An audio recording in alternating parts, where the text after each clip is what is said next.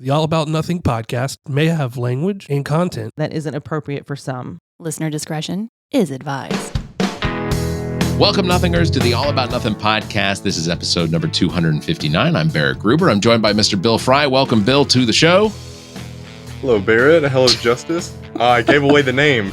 You were supposed to announce that. Every time, there's always something in there. Hey, all good. We're going to be joined by Justice Hills here in just a minute. He is a candidate running for president of the Young Democrats of America, 17-year-old high school student as well as college student. We're going to talk about all that here coming up in just a minute.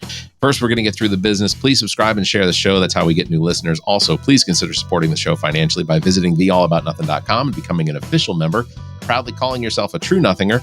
We'll have more details on that at the end of the show. And if you can't do that, please give us a 5-star review, a like, and follow us across social media. You can find links at theallaboutnothing.com. I want to remind everybody to mark your calendars. The 10th Masters of Putt-Putt tees off Friday, August 22nd at Frankie's Fun Park from 6:30 to 8:15. Teams of 3 dressed in themed outfits will battle for glory and prizes. Register your team by August 21st and don't be late. Putting starts at 6:45 p.m. sharp. You can check that out for details at everplaysocial.com.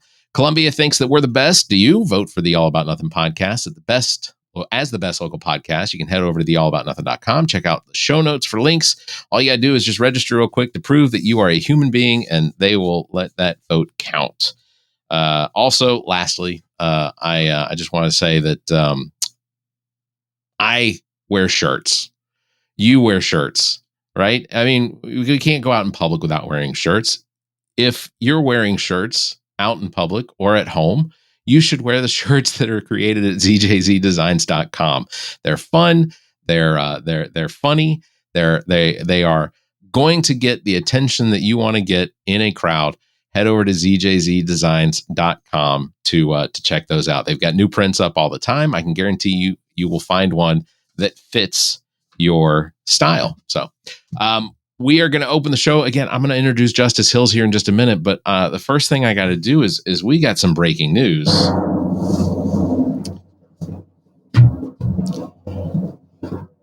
Something that has been on my mind now for years. And I say years because, I guess we're getting close to years. Everyone knows that if you listen to the show, you know that I live in District 88 here in South Carolina, House District 88, which is represented by what I can only describe as one of the most Puget? Is that the word? Is that all right? Is that a word? Maybe. I think so. Pungent. Yeah. Pungent would be a word. I don't know about the smell. I stayed a distance away. Putrid. Thank you, Justice. Yes. One of those individuals who almost immediately upon meeting, I was disgusted by, and that is RJ May. And shortly before the beginning of our recording session today, news broke from Fitz News out of, I guess they're out of Charleston, that former South Carolina Freedom Caucus Vice Chair and current South Carolina House Representative RJ May III was finally arrested.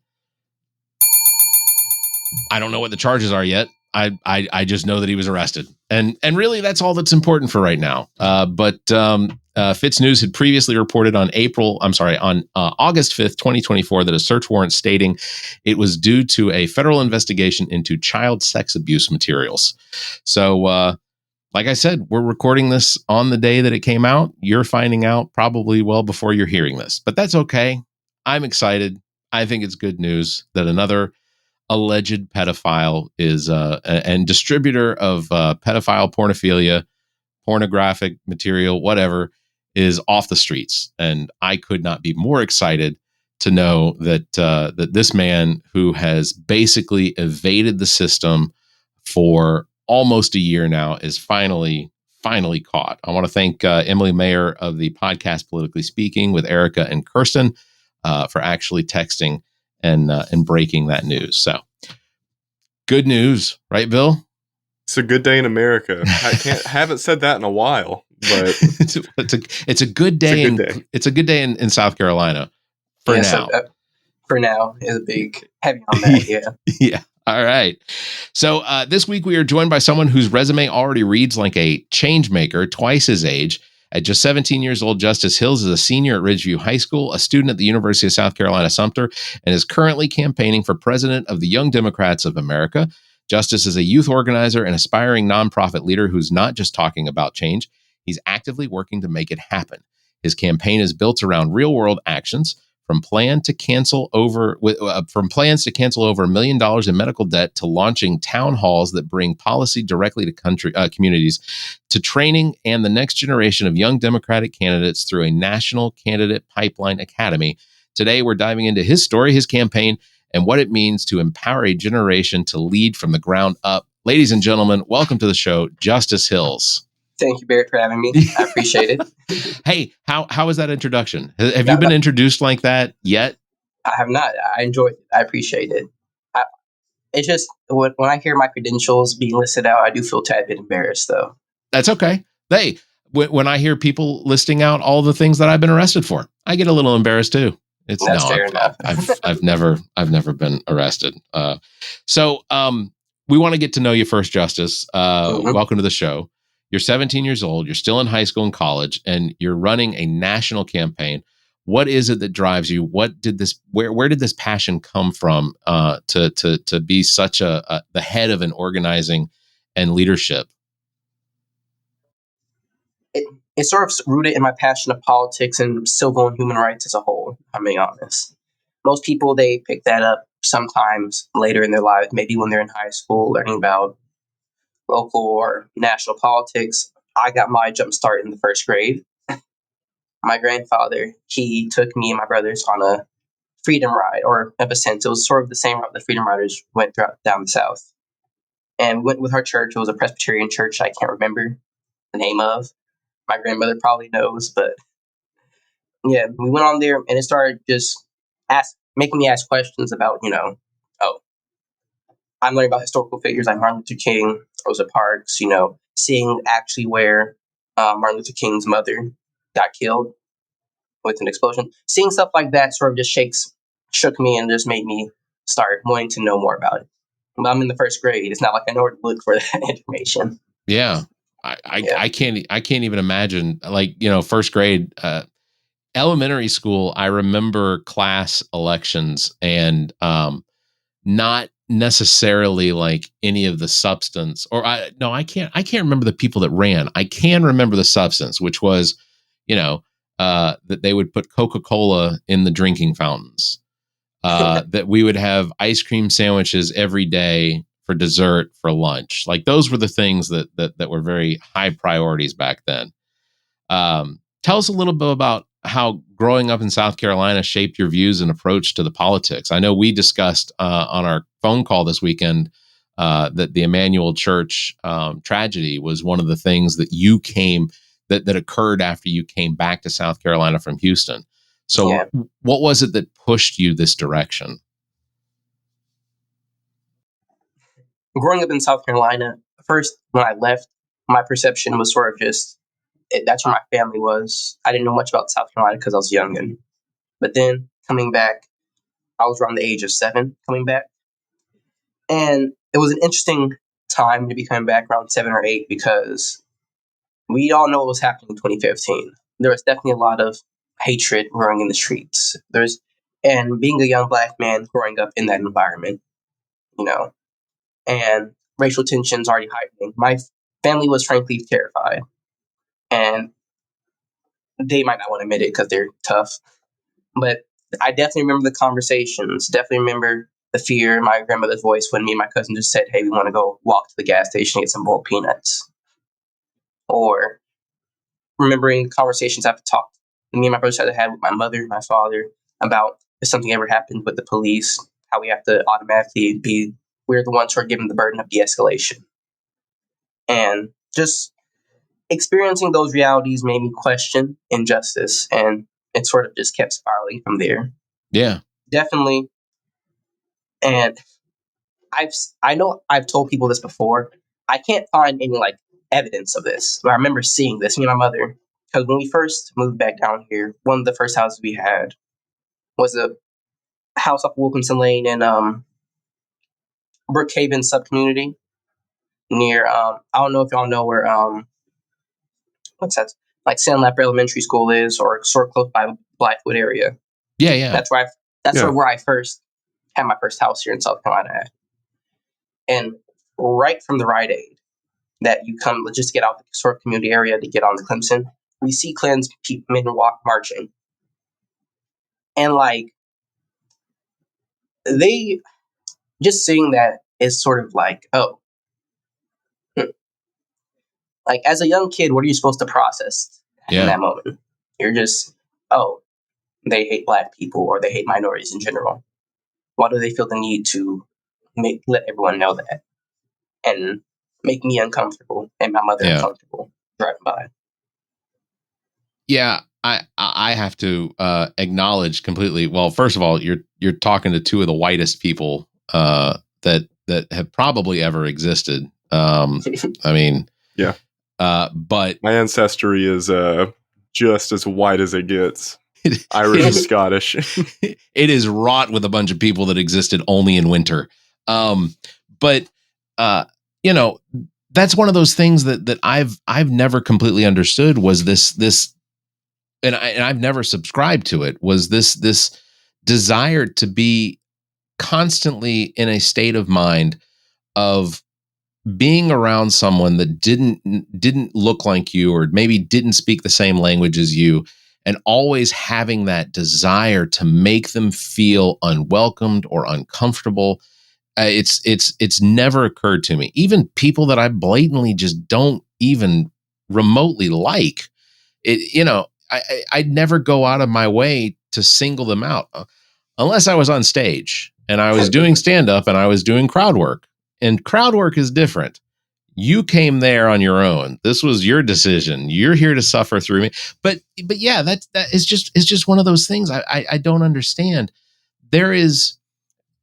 I understand that some people have prejudice, and I understand that sometimes those prejudices are unfounded, but they're based on their previous experiences through life. But that doesn't mean that they should be applied to every single person that's different from you throughout the course of the rest of your existence. And so I have such a hard time wrapping my head around about being stuck in that mentality. Yeah. So go ahead, Bill.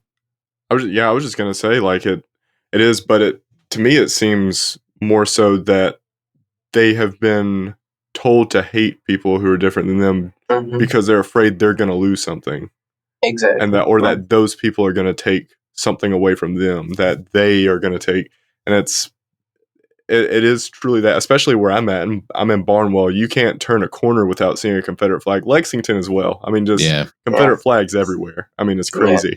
Confederate flags definitely are. I'll just I can't remember actually what it was I was going to say, so I'm gonna. But it was poignant. I feel like it was. I do want to say something on that. Yeah. Actually, it was just two things, like the Confederate flag thing. Yeah, Confederate flags definitely are a thing throughout the South. I've lived just throughout the South my entire life. The only place outside of the South that I've been to is Nevada.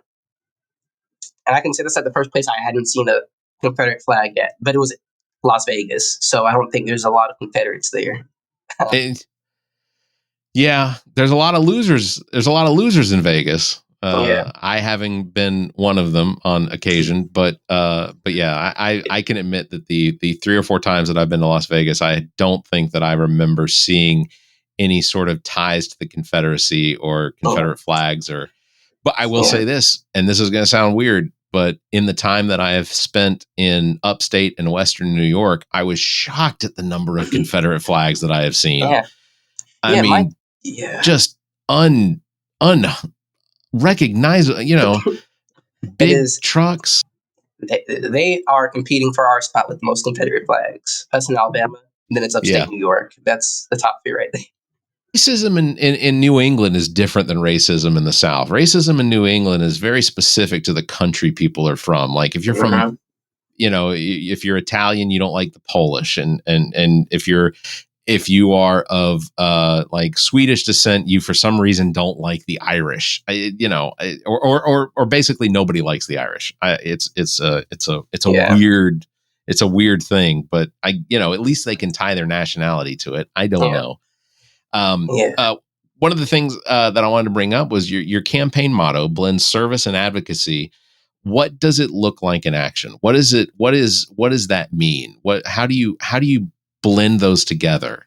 Blending service and advocacy. You see, blending service and advocacy is simple, at least to me, which is advocating for what you're obviously a position, and then doing something to change it, if that makes sense.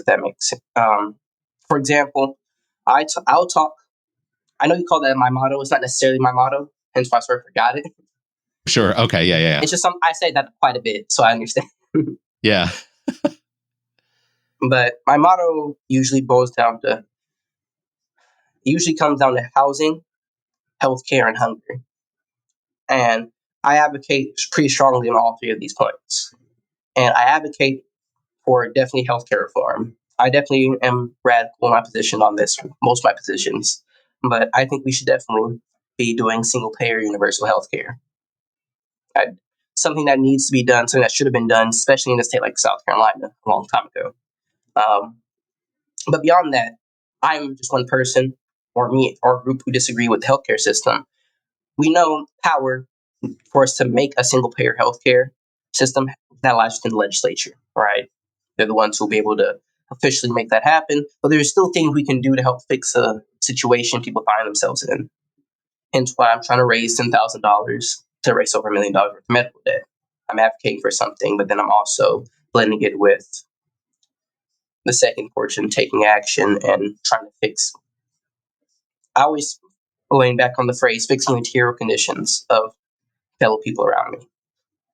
Because I know there's a lot of conditions we find ourselves in as humans. Sometimes we're not in the best mental condition or spiritual condition. But a lot of us have undue stress when it comes to our material conditions that it blindsides those other two factors. So I'm definitely a big proponent of just drawing awareness and then trying to use your platform or your voice to fix situations, essentially.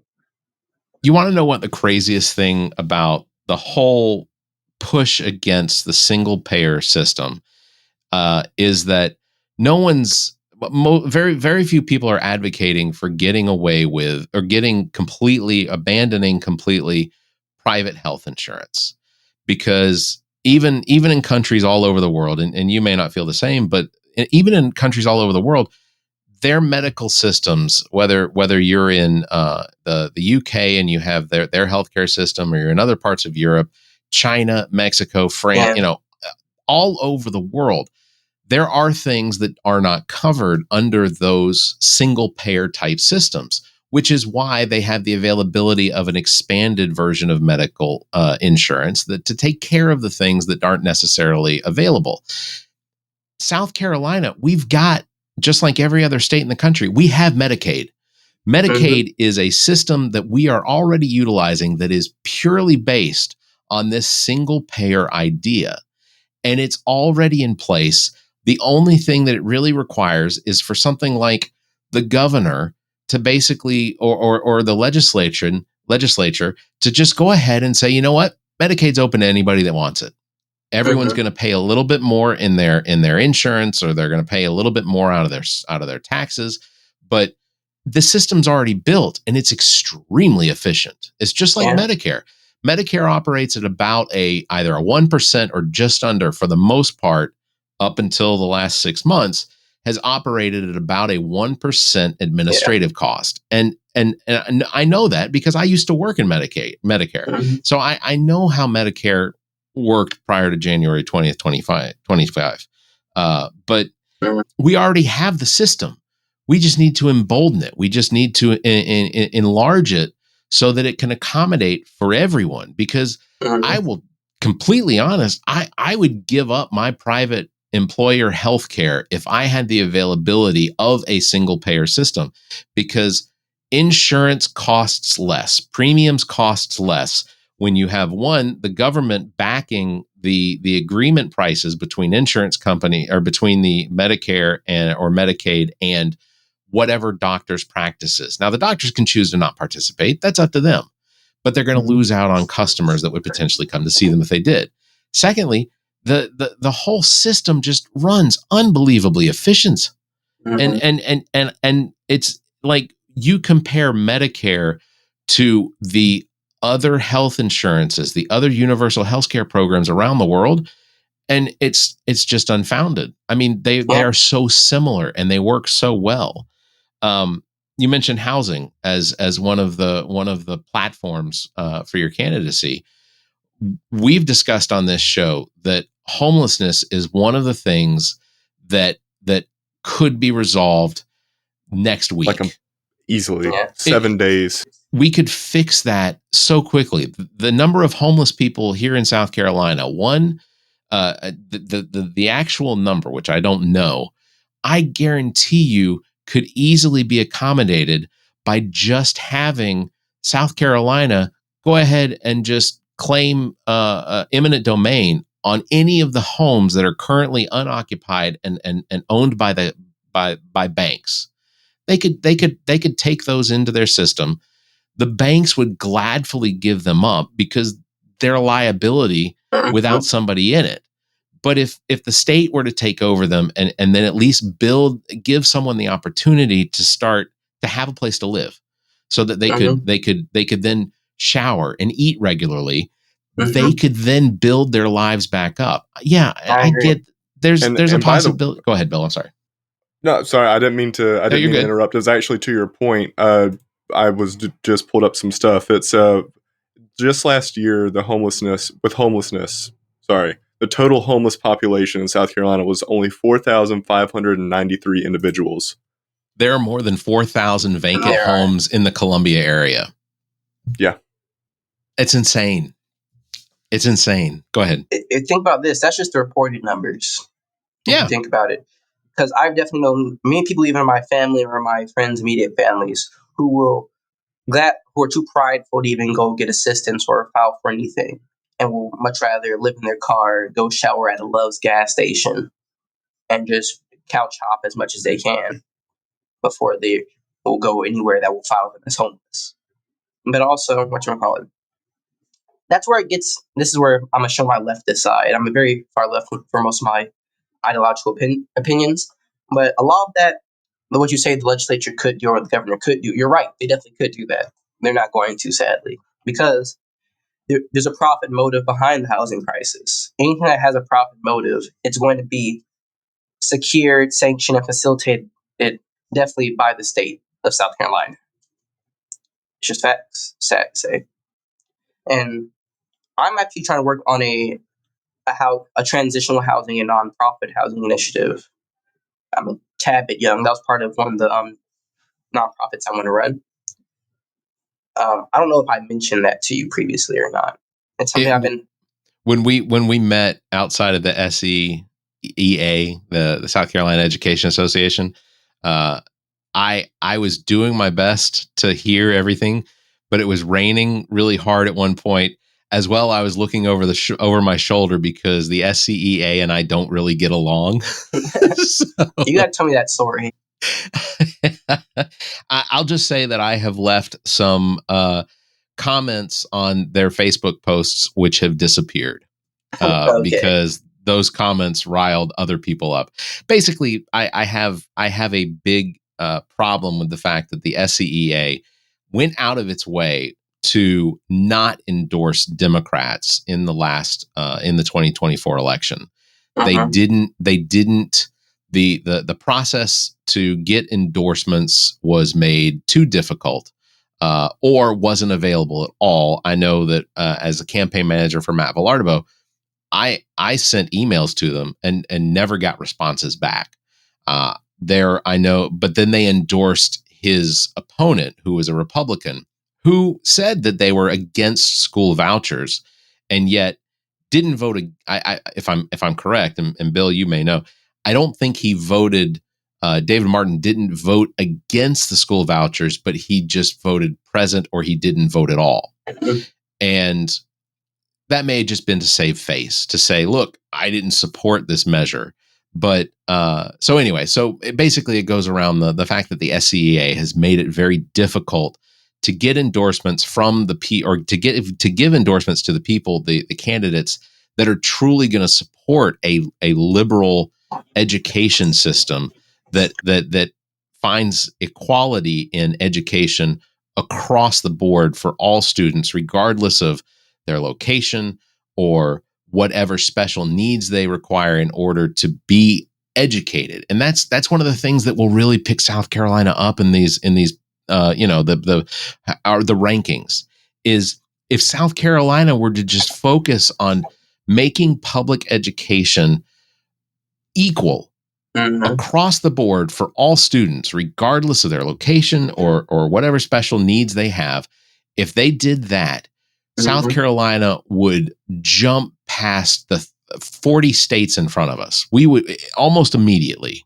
So anyway, that leads me to a question real quick, Justice. I'm curious, what is your if you're comfortable sharing, what's your position on our public-private system here in America with our schools? Public-private system with our schools specifically.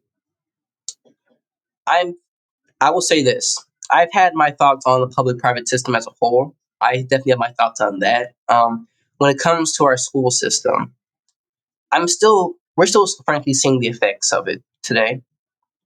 We will spend thousands of dollars on these subscriptions so kids can use some privatized platform for a book that has like a third of the material they need to pass the class. Spend much money on that. But I've been through multiple middle schools and elementary schools.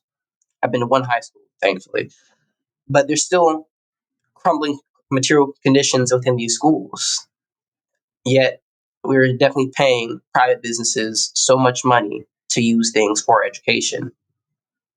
And if I'm not able to get soap in my bathroom, my school bathroom, I don't think the school should have to buy a $3,000 subscription for PragerU. I'm giving exaggeration, not PragerU, thank God, but to whatever. Florida, yes. South Carolina, though. I think we're all going to be disappointed in just how much of a kickback that Ellen Weaver's getting for this PragerU, whatever. It'll eventually come out. I'm not saying I know that's going on, but if it is, it'll eventually come out. Yeah, no, I have fundamentally, if private schools are in need of the state to help them in funding or getting their attendance up, then the state should have the ability to regulate what is being taught in those private schools, in those charter schools. And if that's not going to be the case, and if that's going to be the case, if the state is now in need, or if the state is needed in order to fund the survival of these private schools and charter schools and whatnot, then it should be completely open to anyone to be able to attend. And let's just be honest, that's called public school. It's already there. School. I'm saying, Oh, sorry. Oh no, go ahead. I was agreeing for sure. Yeah, I'm agreeing too. It is just insane because we can't regulate what they're teaching in private schools. We're going to give them public monies when they definitely regulate what we are taught within school and public schools with at a drop of a hat. Something might be too controversial.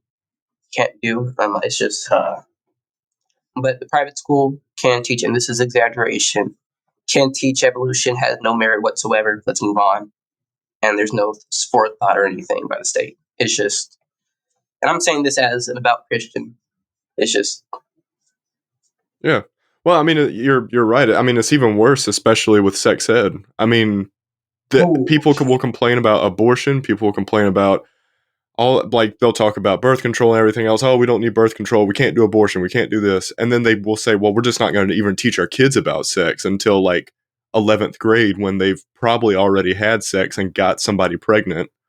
And we need to do it earlier. I mean, years earlier. I will and say that's this. with a lot of things. You guys probably remember your health classes more recently than I do. But when I tell people some of the things that I was taught in my health class, I'm disturbed by the things that come out of my mouth. Like, I had a coach that taught health that had no business being around children. Like it was there were some things that he told us in that class that I took on, later in life when I become sexually active, and like I said these things and my girlfriend goes, huh? Yeah. So yeah, odd stuff. I do think. Go ahead. Sorry. I do think with like sexual education, my experience with sexual education, I only remember 3 distinct times through my entire school history where I was taught anything remotely about like sexual education or the human body.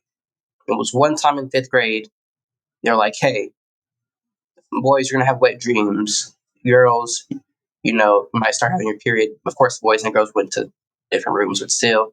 And it was, oh, and you're getting hairy. Like stuff to get kids ready for middle school, basically, right? Middle school came around, 8th grade year came around. We basically had a rehashing of the same things.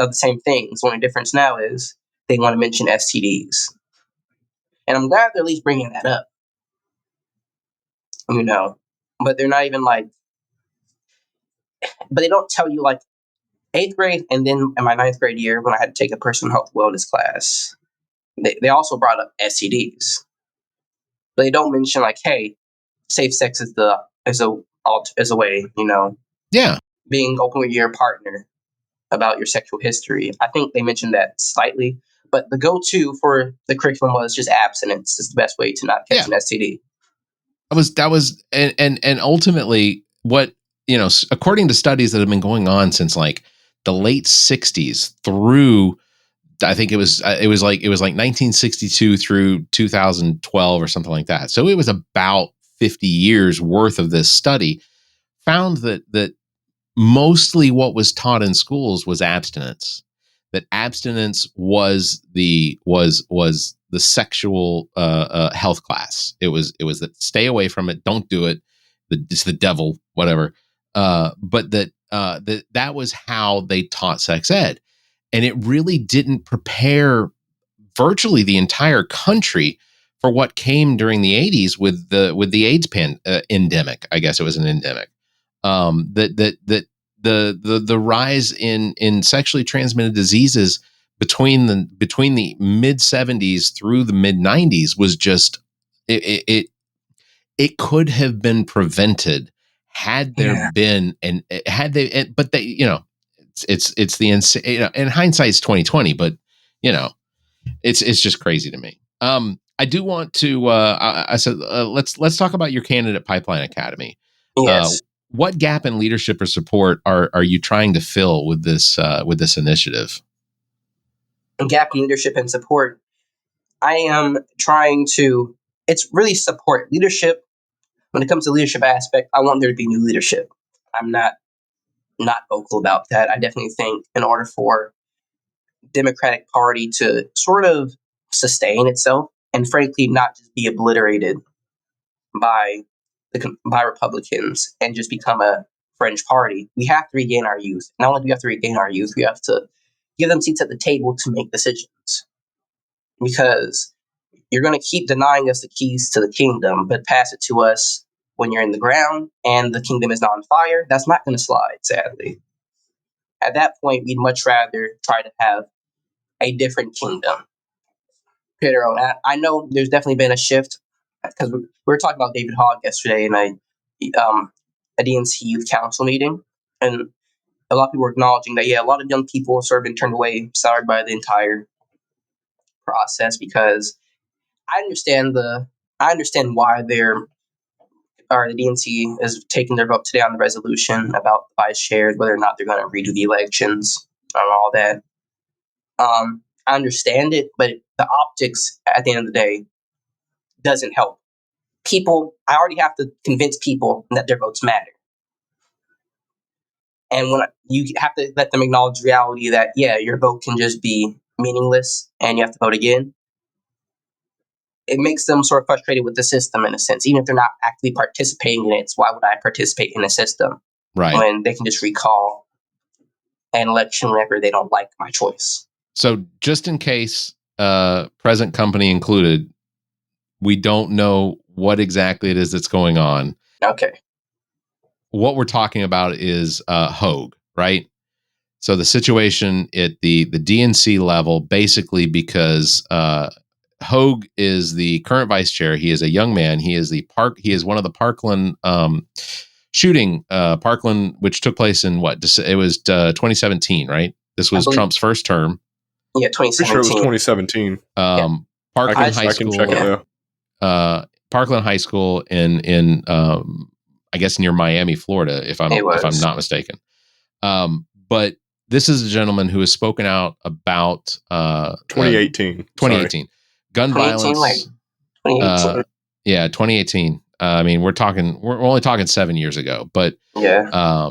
But he was elected to vice chair, and what has happened since his election is that he has gone sort of on a media blitz, speaking about how the Democratic Party needs to,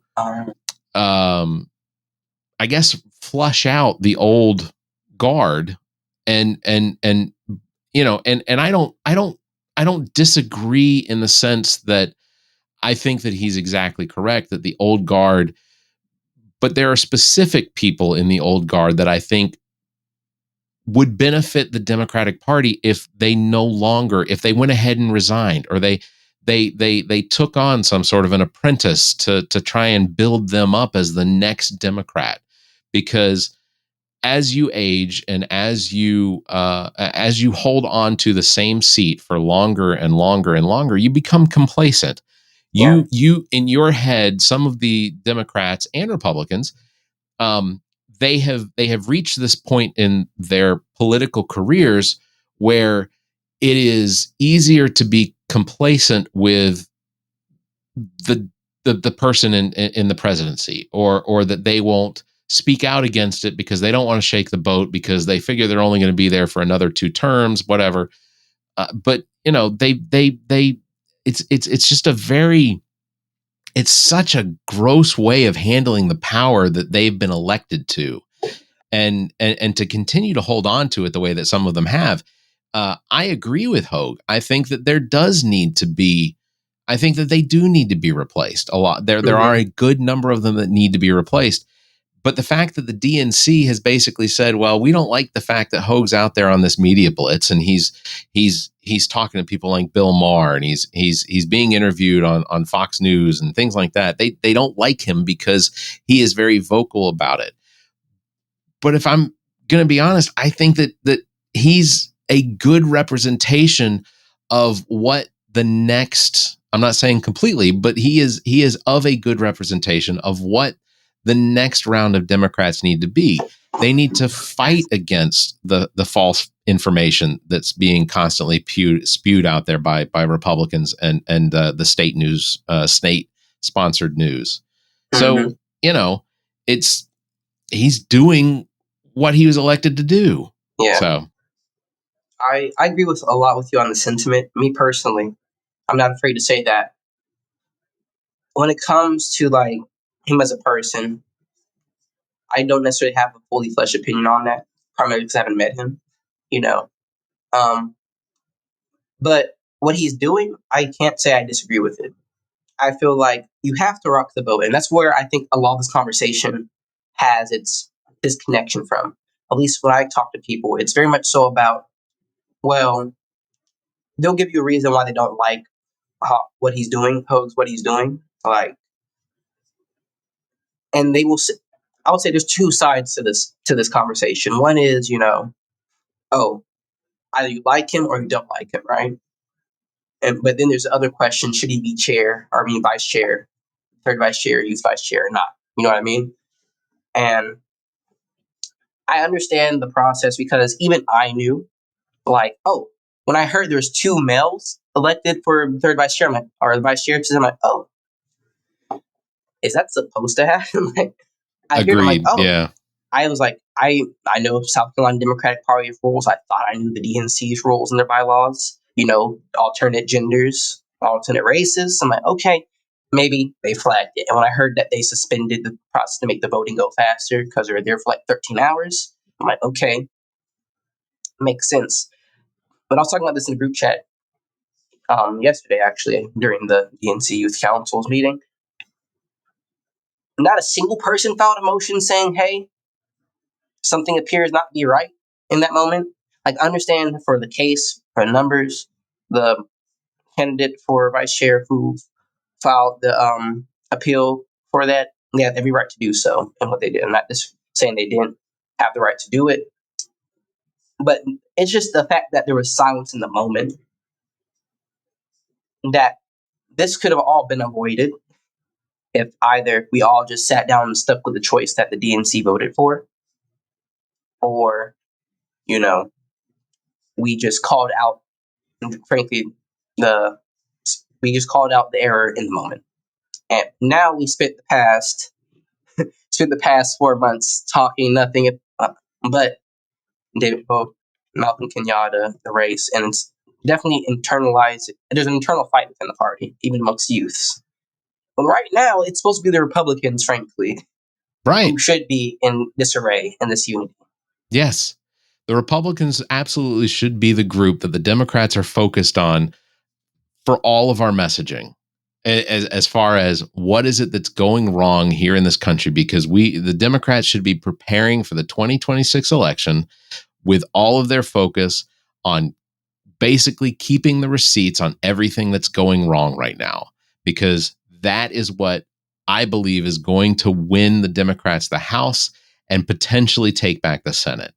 Those and God, we desperately need for the Democrats to retake the House and to take the Senate, because that is the only way that you block Donald Trump and his sycophants from basically driving this country further and further into authoritarianism, fascism, whatever. I think, yeah, I definitely agree with you, but frankly,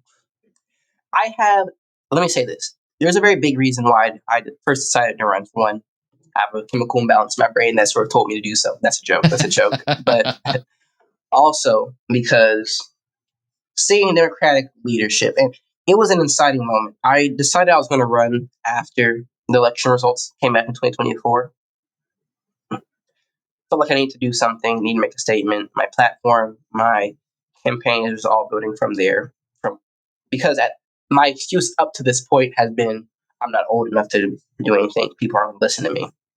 I found the Young Democrats and well, maybe they'll listen to me, even though I'll probably be surrounded by some people who are older than me. Maybe they'll be willing to listen to me because we come from closer together than those who are in Washington currently, at least when it comes to age and lived experience. You know what I mean? But even then, it was still wishy-washy. Again, I'm a kid. Making such a big dedication is a lot. Not to also mention I was being displaced. Like my apartment caught on fire. Wow. And that goes back to another housing thing. Yeah. Yeah. The people on the apartment, they were not checking the furnaces as frequently as they were supposed to. So a furnace fire caught and spread to the walls, like in the vents. They deemed the unit unlivable, so we had to leave. Thank you very much, deregulation. It'd be nice I know. if there were some sort of inspectors that were paid by the city, county, municipality, state, whatever, that actually did that on a regular basis to make sure that people are safe where they live. Yeah, it would be nice, especially considering that entire conversation, like the entire situation, boiled my blood a little bit especially because how the apartment tried to keep getting off on us, trying to charge us rent because our materials were still in there. Not even us, like literally. What's the standard going rate for rental space for storage? Like for storage? That I could understand, but to act like you're still living there is insane. Yeah, the full rent price of what they're giving us, No. not even like rental storage, and not to mention it was their fault that they weren't checking the furnaces like they're supposed to be. But I digress. What? No way. But I know I'll go on a tangent if I don't get back to the original point. Yeah, absolutely. And I was still up in airs about it. But then I seen Trump's fake State of the Union address. You know, the one he did after he got in office, after Biden gave the State of the Union. But he just called, it's not State of the Union. I'm just calling all the Supreme Court justices and all the it was a joint session of Congress. a joint session of Congress with the Supreme Court justices. Yeah. That's definitely not State of the Union or whatever. I don't really care about the optics on that, but what I did care was the optics of the party. And I remember watching it, and I remember my first introduction to politics was 2015, 2016, 2017. Trump era politics and liberal resistance at that time was definitely at a all-time high. You sort of get used to the forms of resistance they use. But when I saw the signs that just said lie and no, I sort of lost. I'm like, what is that going to do? And not only that, beyond that, when there was someone who was willing to cause disruption, do civil disobedience on the floor, the next day, some Democrats say, yeah, no, that's uncalled for. Voted, and then they voted to censure him along with the Republicans. Yeah. Democrats are terrible when it comes to the decorum stuff. Awful. They cannot. Yeah. They're like, we're the rule followers. Who wants to be the rule follower? Here's 100% of what I believe should have happened during that joint session of Congress with, the Joint Chiefs of Staff and all of what they should have done is they should have just lined every single Democrat up. And every single time Donald Trump made a statement that was false or leaning false or just a flat out lie, they should have done exactly like the representative from Texas, Alan Green should have stood up and basically done the exact same thing that Representative Green did and just go through all 270 of them or 260 and just and basically, because it's quite easy to show Donald Trump's incompetence and cognitive decline when you get him off message. Yeah. And I guarantee you, him having to sit through 260 or so Democrats standing up and doing the same thing as Representative Green from Texas did, I guarantee you it would have made him so unraveled that he would have just thrown his pencil or pen or Sharpie on the desk on the podium and would have walked out. He would have been done. He wouldn't have stuck around. It would have been over, and it would have been one of the biggest embarrassments that Donald Trump would have had to have suffered through the whole thing. Because what does getting censured do? It doesn't do anything. Impeachment doesn't do anything to some of these people. So so what if you get censured? Who cares? Yeah. I mean, look, you got like Mitch McConnell. I mean, he's a perfect example of the Republican. He just what was it? Was it years ago? Years ago, it was to approve a judge, was it not? Yeah. And he was just like, I'm just going to vote no. And they were like, what? You can't do that. And he was like, no, I'm just voting no. And they were like, he said, no, I guess you're right. And then they got through. He was he was the Senate Majority Leader, and he gets to make decision what comes to the floor. And at the time, the President Obama had nominated Merrick Garland to be the next Supreme Court justice to replace somebody. But essentially, Mitch McConnell said, no, it's an election year. We're not going to bring this one to the floor. We're going to let the United States decide. We're going to let the voters decide by seeing who they elect. And then at the end of Trump's first term, they pushed through Amy Coney Barrett as quickly as they could, because even though it was an election year. And it's like, they don't care. And if they don't care, it's a double standard. Right. Why should they? Whatchamacallit? Why? Actually, I watched a lot of video essays. There's a series, and I love it so much. It's called the Alt-Right Playbook. Have y'all heard about it? Yeah. Yep. Yeah. And they were talking about this exact exchange. The title of the video was based off of the Michelle Obama quote, and they go low, we go high. But it was reversed. It was the Republican strategy of they go high, we go low. As simple as this. They know for the fact that Democrats or liberals will be so inclined to follow the rules of the system because of sort of a thinking that's been prevalent in sort of just like the liberal mindset or like throughout generations, which is, with the right means, with the right means, the ends figure themselves out. Basically, if we follow a system, of egalitarianism of this, that, third, we will be better off, and the results will have to be the best because democracy is just the best system, right? However, we're a couple of generations of this thought of thinking breaking out. We've seen democracy strike down same-sex marriage in multiple states. We've seen that. We have to understand that these systems, at least this is my opinion, we have to understand these systems aren't perfect. Are these systems good? I do think so. I like democracy. I do like the representative form of democracy we have. But it definitely can be exploited and has been. And I want to, and that's sort of a big thing with my campaign, or this campaign, I say campaign for Young Democrats America, but I'm also just running a national campaign as a whole for just increased civic engagement amongst youth. I want to give people the keys to the kingdom, as I sort of mentioned earlier. Give them ways to sort of fix the situations or be active in order for there to be, a change. And yes, that means they have to learn the process. That's what I'm saying. The process itself, it can be important. But when processes are above your values and your principles, then something's off whack. Yeah. Simple as that. I'll just say this Like idea that the broken idea that the Democrats have is that voters will reward Democrats for behaving.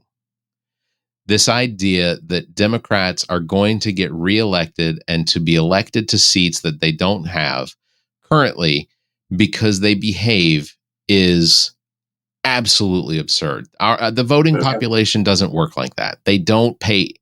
If had Green not stood up and said anything, then there would not have been the fallout from that. Mhm. And that, when I first got into news and working in radio and television, one of the things that people used to say was even bad news is good news. And that still translates today. And the fact that, bad press is still press. That's, Yeah. So I don't want to get too far away from your campaign because that was what we were here to focus on. So I'm always happy to talk politics. Trust. Yeah, that's why I'm doing this. Bill, we might have a new intern. Hey. So just a few follow-up questions on this. So where do you see yourself in 5 years?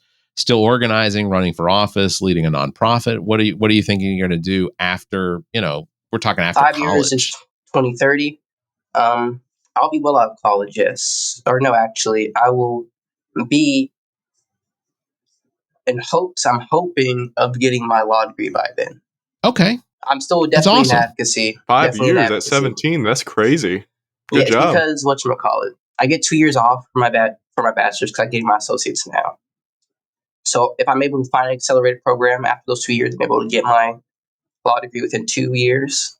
Okay. Then that'll be 2030, and I'll be set. But I'm definitely still doing advocacy. If I'm elected this election, I'll probably that would either be my last term because we have the elections on odd number of years. So that would be 2027. 27, and then 29. I'd probably, depending on how long I've been active in this organization, if I win and if the infrastructure that I want to be built has been built, then I'll probably be doing something else that isn't the Young Democrats. I'll still definitely be a member and active, participating, working to sustain this infrastructure I built. But I see myself at that point, I'll definitely be in my nonprofit work, most definitely. About my transitional housing and nonprofit housing, that's sort of been my big passion. I've been creating this plan since the 7th grade. So, Amazing. Yeah. That's amazing. So how can listeners support your campaign and follow your work? I have a GoFundMe. Okay. And donating to that will definitely be helpful. This GoFundMe is for all my campaign purposes. If you want to donate for, like I mentioned previously, we have the $10,000 fundraiser we're doing to cancel $1 million worth of medical debt. You can donate that to the GoFundMe. I'll send you the information. Yeah. the Please QR send me the code, links. and- I'll put them. Well, you'll find all the links in the show notes. So please check the show notes for all that. Yeah. I have a I- GoFundMe and I have a separate website for that $10,000 fundraiser. But Okay. if you feel like you want to support the campaign, all your campaign contributions will be going towards stuff that I need, sort of the bare necessities of like traveling Yeah. and trying to get venues. Thankfully, I've been going off of free venues so far, but my motion sort of stops outside the state of South Carolina. So Yeah. it's definitely hard to get an audience without a venue. Yeah. Absolutely. Or just contacting me and talking to me and seeing how you might want to help. Definitely these initiatives not starting up, they need people willing to talk about them with other people or volunteers. Definitely. When is the election? 16th and 19th is when we have our convention. So we're roughly a month away. Yeah. Okay. All right. Yeah. How's the family feeling about it? We've had the families has mixed feelings across the board. Sure. A lot of my family definitely thought I should have stopped running already, especially after the fire had happened and being displaced, especially after they saw I'm still in school and how much train it was just sort of like me having to be everywhere in state and I'll try to make out of state trips. It never stopped me. They realized I'm too stubborn to stop me. So yeah. Well, some kids play travel ball. Some kids run for nationally recognized office. So they just teach their own. I absolutely wish you the best of luck. And if I had a membership to the Young Democrats, it's probably because of my baby face. But no, absolutely. I wish you the best of luck and hope that it comes out in your favor. Yeah. I want to clarify something out, so I'm not crucified. My family do support me fully. Yeah, 100%. No. There were some bumps, and y'all know that. I know they'll see this, and I don't want them to say that boy ain't grateful. That honestly, that happens. That happens with most people that are intelligent come from a background of intelligence, and anyone with a modicum of intelligence is going to say running for office is a bad idea because ultimately, unless you are in a certain position, it doesn't really benefit you. You're doing it so that you can benefit others. So yeah, 100%. Unless you take PAC money. Yeah, exactly. Yes. Oh my God. Don't do that justice. I don't want to look on, what's the website, Open Secrets tomorrow and see your name there with $400 million. The most filthy campaign contribution I've gotten was a $40 gift card from Walmart. I felt disgusting after getting it. That's all. Hey, that's PAC money, man. The Waltons of Arkansas there are funding your account indirectly. All right. Well, so Justice, I know you've got some stuff you've got to go do tonight, but I real quick, we want to welcome you into the segment of our show that we call 7 Questions. So I have 7 questions we ask all of our new guests, and I'll start out with the first one. What was the last thing you Googled? The last thing I Googled actually was about Parkland mass shooting. Well, it really wasn't about that. Because you mentioned it, and 2017 sounded so right because I associate it with the song that XXXTentacion made called Hope. I love it. And I think Marjorie Stone was the Marjorie Stone high school shooting in 2017. There were a couple major ones back to back. Stone? Sadly, that's almost every year in America, so we can't usually use that as a benchmark. We literally have gun shootings and gun violence in schools in the United States every single day. There is not a day that goes by that doesn't happen. So it was also 2018. Marjorie Taylor Stone, or ironically, here's Stoneman. Ironically, that high school is named after the woman who owned Mar-a-Lago before Donald Trump bought it. Huh. Really weird, huh? Weird. It is sort of weird. Whatchamacallit. But yeah, school shootings, it's definitely a tragedy. Some kid actually got, I don't want to say shot because I don't know all the details, but some kid got shot at my school, supposedly. There's definitely different claims going around, and there's a lawsuit now. So I'm not getting that much into it. But some kid and some people were in an unsupervised parking lot, and he got shot. The school said, "Hey, it was an airsoft pistol." Right? Does it But matter? It doesn't matter. But Right. now they're suing, or the parents and the kid are suing the school, the assailant, their parents. And I don't know if they brought in Richland County because they said he was shot by a real gun with an actual bullet.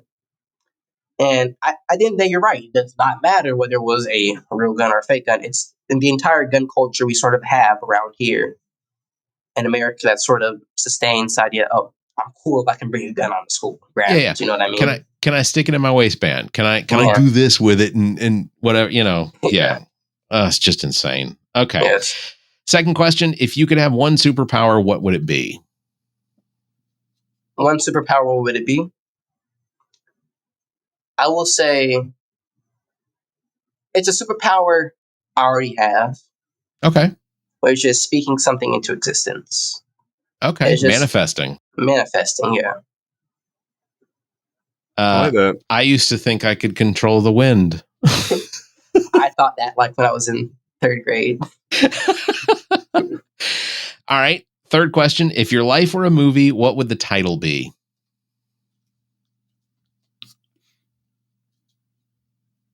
Okay, wait. Justice Hills, the medicine was delivered too late. Okay. All right. Yes. Hey, okay. We're I was gonna. thinking it was going to just be like justice. It could be two things. It could Justice. be. It's just so many things you can do with my name. My parents sort of had the foresight there.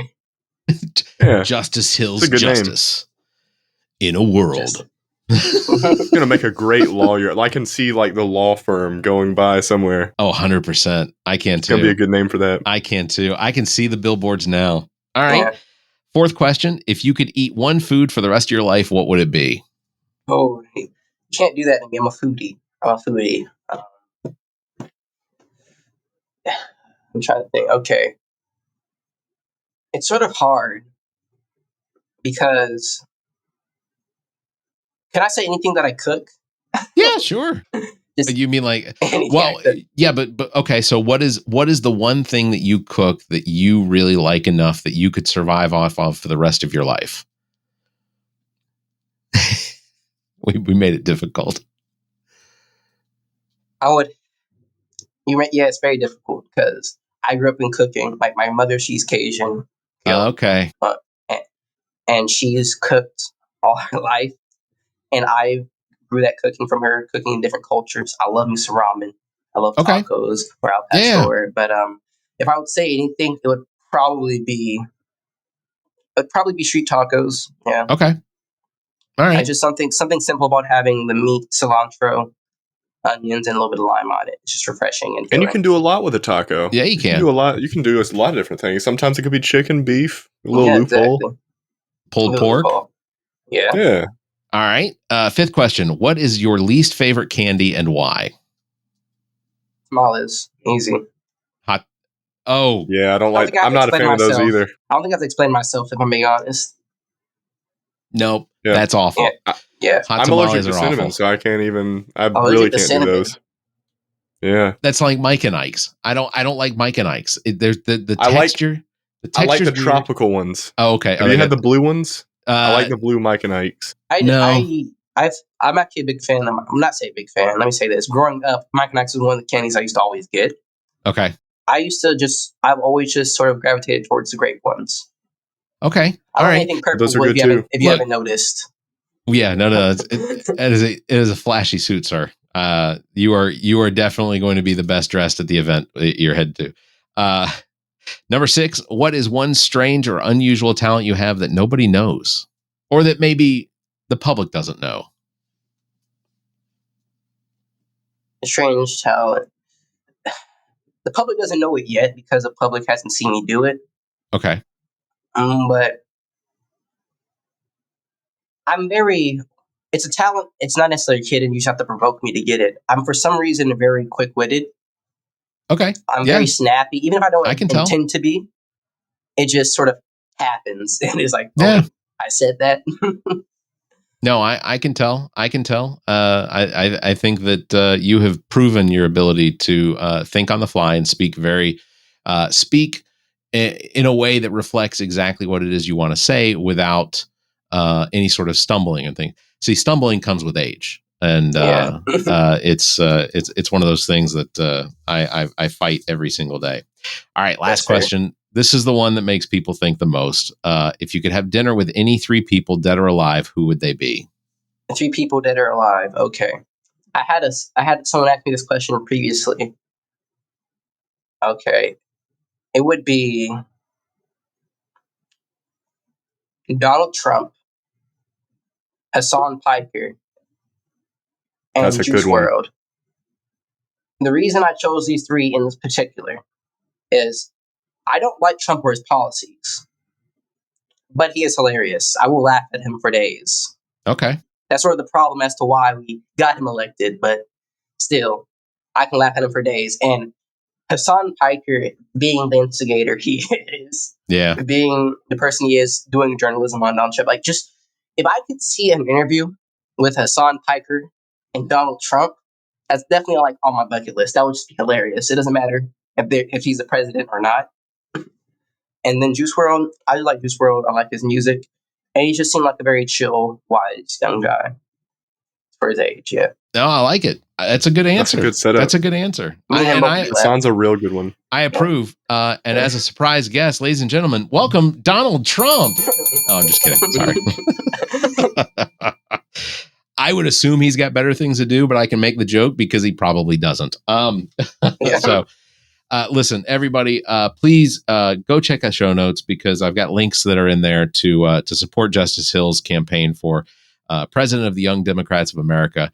Justice, it was a pleasure having you on. I have enjoyed getting to know you better through our conversations as well as having you on the podcast. And I think that you are an outstanding individual. And regardless of the outcome of the election, I hope that you continue on this path because it is it's inspiring. And I hope that that what people take away from this is that for people that listen to us, we're probably looking at a demographic of people that have kids that are younger than you, but you're up to your age and whatnot. And my hope is that they start talking to their children about politics, that they let their children in on what it is that's going on and how these things are going to affect us from generations. It's going to take it's going to take the United States decades to clean up the mess that Donald Trump is creating now. Yeah. And ultimately it's going to be on your generation and Bill's generation to fix it because I'm We're in going the to be same on generation. Well, yeah, but okay. So I'm look, I just like to think that you were saying I was like millennial. Look, I'm hoping for retirement someday, and that including the perks of being retired. Yes. So you guys are going to be the ones that are going to have to take care of me in that time. So listen, Justice Hills, again, candidate for the presidency of the Young Democrats of America. Again, check the show notes to find ways to support him and follow him through this process. The election is coming up on July 16th. You also said that you had an event that you wanted to tell us about that's actually going to be the week this episode's coming out. Yes. So this episode comes out Monday, right? On Tuesday, the next day, I'm hosting an event at Windsor United Methodist Church. It's a Methodist church, multilingual Methodist church, off of sort of like off of Alpine Road, Park Lane, and I will be hosting an event in coordination with Young Democrats of America. I have been working on a part of my candidacy has also been learning a lot of stuff, local and national issues. And one of the first local issues I was surprised to learn about in South Carolina was the hate crime bill issue. I knew we didn't have a hate crime bill. Yeah, most definitely. But I didn't realize the severity of we're the one of 2 states that don't have one.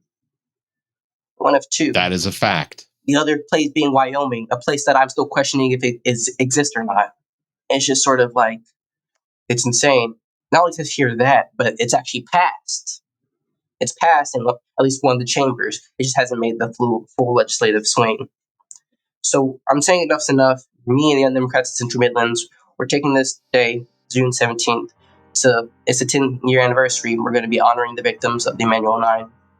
You know, we're going to be reading their names, and we're also going to be reading names of those who've lost their lives to hate crime since, or the ones we're able to find, because underreporting and non-reporting is an issue that needs to be addressed with appropriate hate crime legislation.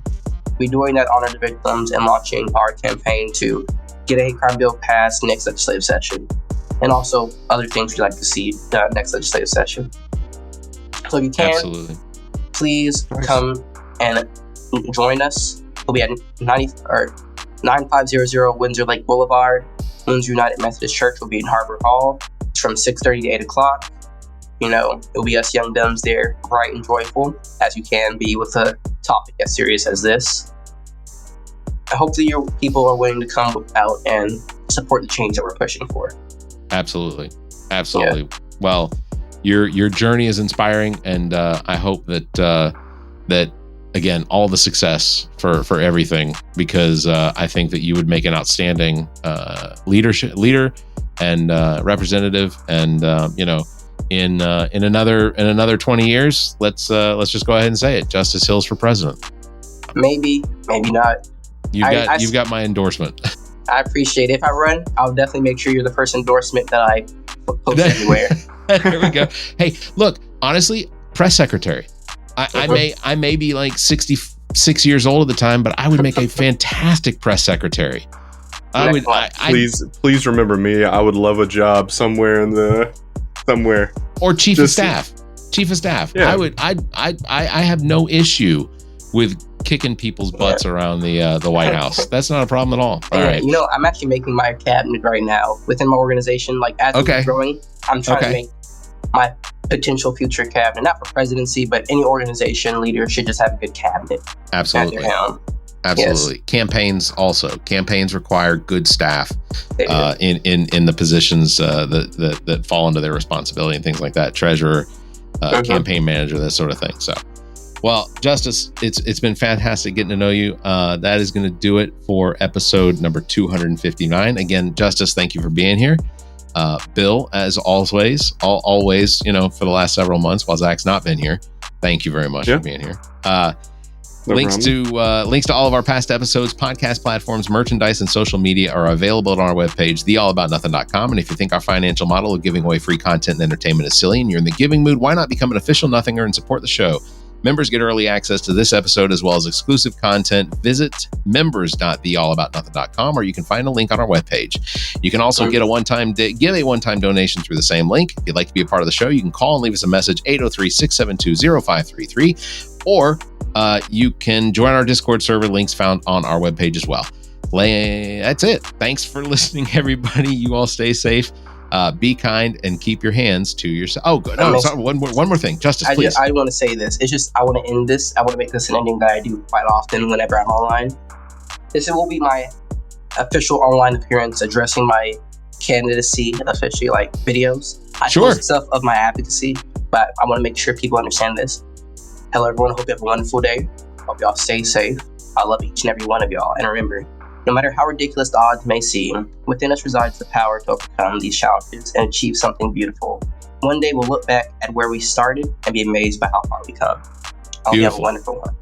That's beautiful. All right, everybody, my last thought, keep your hands to yourself. Thanks, everybody. The All About Nothing podcast is a product of Big Media and produced and engineered by me, Barrett Gruber. Thanks to Cake for our intro music, Sick of You. You can follow Everything Cake, the band, at cakemusic.com. Thanks to Muff, the producer, for our outro music. You can follow Muff on Instagram at Muff the Producer. You can follow me across social media by visiting Linktree/Barrett Gruber. And you can follow Zach King on Linktree/AANZach. Want to support the show? Visit our webpage, theallaboutnothing.com, and become a member. There are several tiers available that give you early access to episodes as well as exclusive content. To find links to our social media, podcast platforms, and merchandise to support the show, as well as past episodes, visit theallaboutnothing.com. If you'd like to be a part of the show, you can email theshow@theallaboutnothing.com, or you can call our number and leave a message. Dial 803-672-0533. If the time between these episodes is more than you can handle, check out our sister shows. What the Pod Was That with Carrie, Zach, and myself. Welcome to Wonderland with Ami. Politically Speaking with Erica. Kirsten, and Emily, and Black, White, and Blue in the South with Dr. Jameel Brooks and Bill Kimmler. Please subscribe and share this show. If you're on YouTube, please subscribe and punch that notification bell. Thank you for listening, and hear us next week.